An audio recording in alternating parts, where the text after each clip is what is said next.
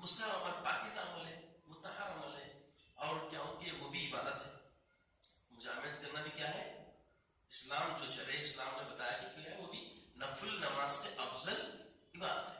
تو عبادت ناپاکی میں نہیں ہوتی، جتنا ہو سکے پاک ہو کے کرنا.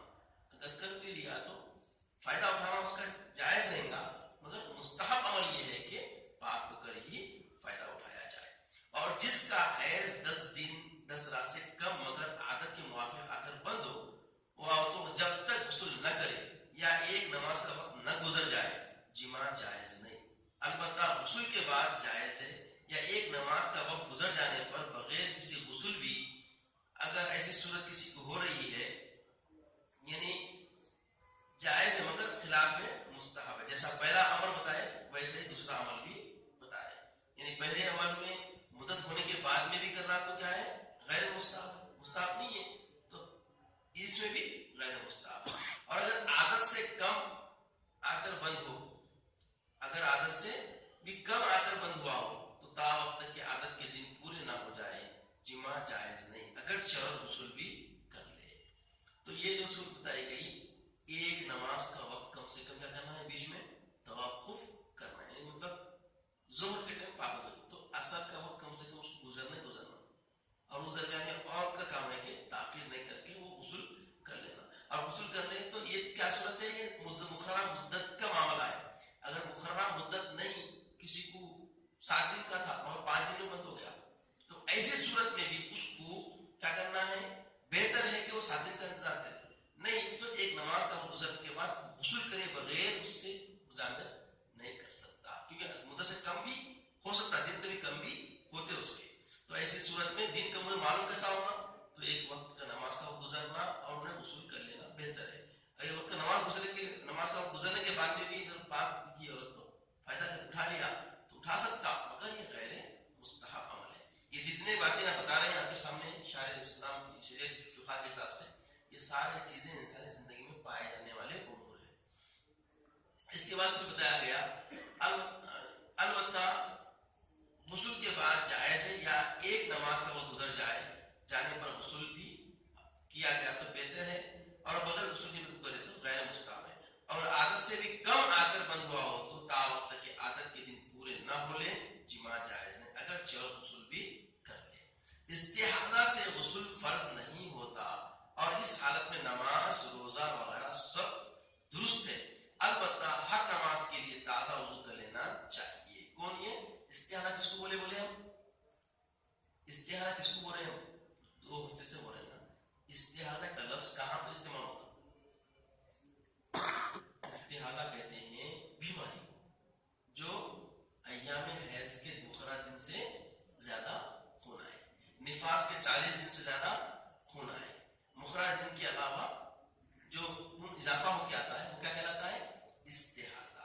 تو استحاضہ کے جو ایام رہیں گے، جس کو بھی ایسا معاملہ ہوئے گا، ان کو جب بھی نماز کا وقت آیا تازہ وضو کر کر نماز پڑھنا رہے گا. ٹھیک ہے، تازہ وضو کر کر، غسل نہیں، وضو کر کر نماز پڑھنا ہے. حالت استحاضہ میں جماع جائز ہے، یعنی کیونکہ یہ فرضیت کا وہ نہیں ہے، ممنوع ایام نہیں ہے، بیماری ہے تو بیماری میں فائدہ اٹھا سکتے.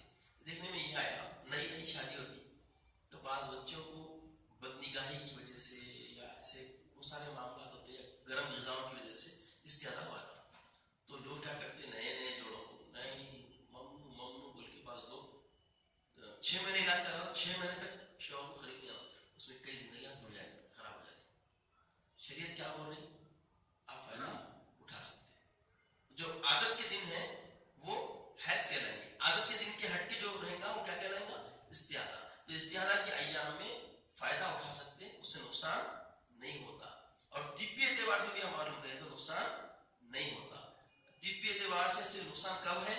جب ایام حیض و نفاس کے دن ہو تو ہی نقصان ہے. عورت کو بھی نقصان ہے اس سے، خود مرد کو بھی بہت بڑی ایسی بیماری، ایسی مہلک بیماری ہو جائے گی جس کا علاج نہیں ہوگا. لا علاج بیماری کا جیسا جو نا بیماری آ جائے گی. تو اس واسطے اس کو ایام ممنوعہ میں رکنا ہے.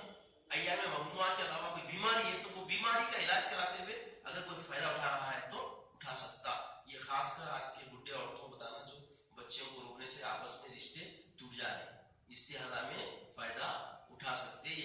مسئلہ بھی ہے اور حکمت میں بھی اس کا کوئی نقصان نہیں ہے. پوری تحقیق سے بات بتا رہا ہوں. جس پر غسل واجب ہو اس کو چاہیے کہ نہانے میں تاخیر نہ کرے، یعنی جیسا غسل فرض ہو گیا فوری نہانا چاہیے.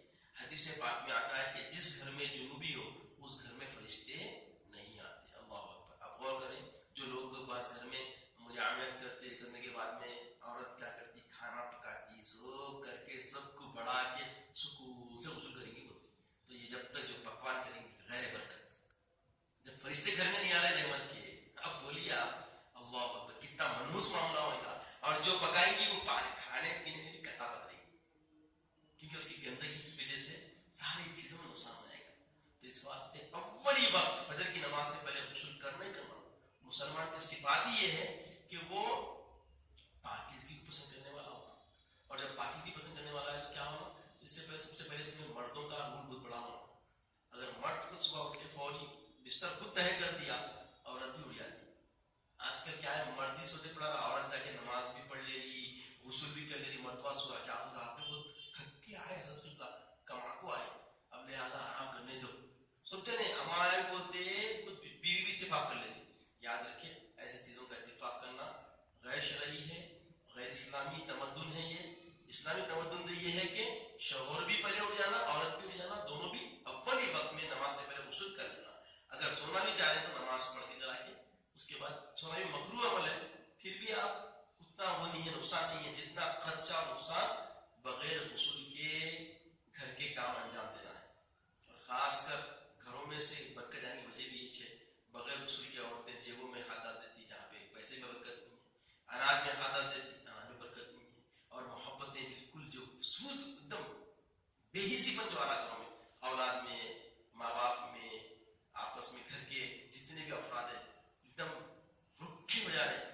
اس کی وجہ ایک یہ بھی ہے کہ جنوبی رہنے کی وجہ سے جو معاملے کریں گے، جو کھلائیں گے، کھائیں گے، پلائیں گے، اس میں رحمت نہیں رہتی، برکت نہیں رہتی اور محبتیں ختم ہو جاتی.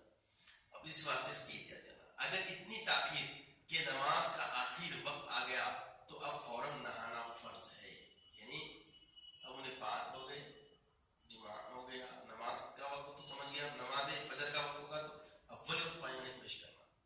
اب فجر نکلے گئی، ظہر تو چلے گا تو کتنی بری بات ہے. اللہ اکبر. تو اب فوراً نہانا فرض ہے.